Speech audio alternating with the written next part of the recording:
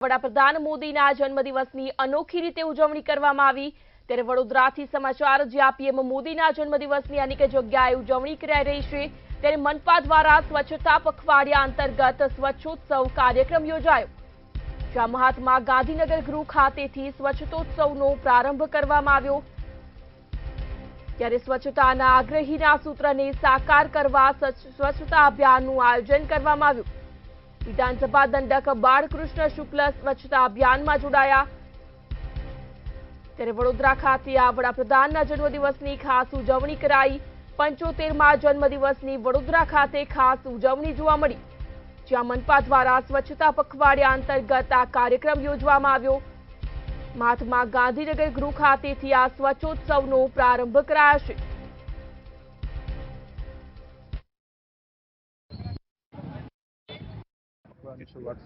नमस्ते मीडिया मित्रों ने आभार।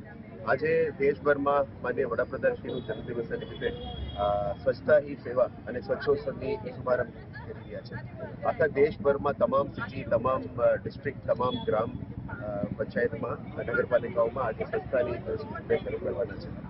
एक महीना आज बेस्ट कार्यक्रम लगभग 17 सप्टेम्बर થી 2 ઓક્ટોબર સુધી ચાલવાનો છે। વડોદરા મહાનગરપાલિકા દ્વારા આના પછી પણ આને ચાલુ રાખવા માટે અમે નક્કી કર્યું છે। આજે આપણા સફાઈ મિત્રો માટે પણ એક માન સન્માનનો દિવસ છે કે એમની હેલ્થ ચેકઅપ પણ અમે દરેક community health centre public health સેન્ટરમાં અર્બન હેલ્થ સેન્ટરમાં કરવાના છે। આજે તમામ પદાધિકારીઓ માઇક ઉપર જાણતો બાબુભાઈ શુક્લા મેયર સોની ડેપ્યુટી મેયર શ્રી ચિરાગભાઈ બારોટ સરની કમિશનર સાહેબ ડોક્ટર અને સ્થાનિક કોર્પોરેટર્સ અને તમામ પદાધિકારીની હાજરીમાં આજના કાર્યક્રમ અહીંયા કરવામાં આવી રહ્યા છે।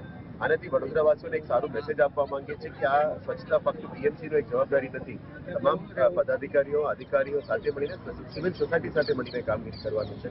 બીએમસી તો તમે ગંદકી કરશો તેને સાફ તો કરશે જ, પણ અમે વિનંતી કરીએ છીએ કે વડોદરાવાસીઓ તમે બિહેવિયરલ ચેન્જમાં તમારે સ્વચ્છતા રાખવું જોઈએ।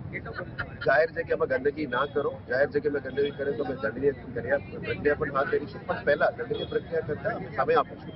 તમારે માનસિકતા બદલવાનું, જાહેર જગ્યામાં ગંદકી ના ફેલાવવા માટે વિનંતી કરીએ છીએ અને તમે જાહેર જગ્યામાં ગંદકી કરવા કરતા આપણે ડોર ટુ ડોર કલેક્શન સિસ્ટમને પણ સજ્જત કરીશું, બીટ ટુ બીટ ક્લિનિંગને પણ સજ્જત કરીશું અને રાત્રિ સફાઈ માટે 2 વાર સફાઈનું પણ કાર્યક્રમ પ્લાનિંગ કરી રહ્યા છે। સિસ્ટમથી થોડું સજ્જત કરીશું એટલે આવનારા દિવસોમાં તમામ જગ્યામાં પબ્લિક પ્લેસીસને અલગ અલગ railway station, bus station, public spaces આ બધાને અમે સાફ કરવાના છે।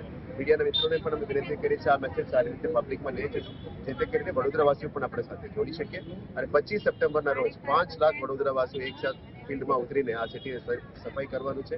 આખા દેશમાં પણ આ ઝુંબેશ ચાલવાનું છે। એક સાથે મળીને વડોદરા, ગુજરાત અને આખા દેશને અમે સ્વચ્છ બનાવીએ, વિકસિત ભારતનું સ્વપ્નને અમે સાકાર આપીએ, તેના માટે હું તમને તમામને વિનંતી કરું છું।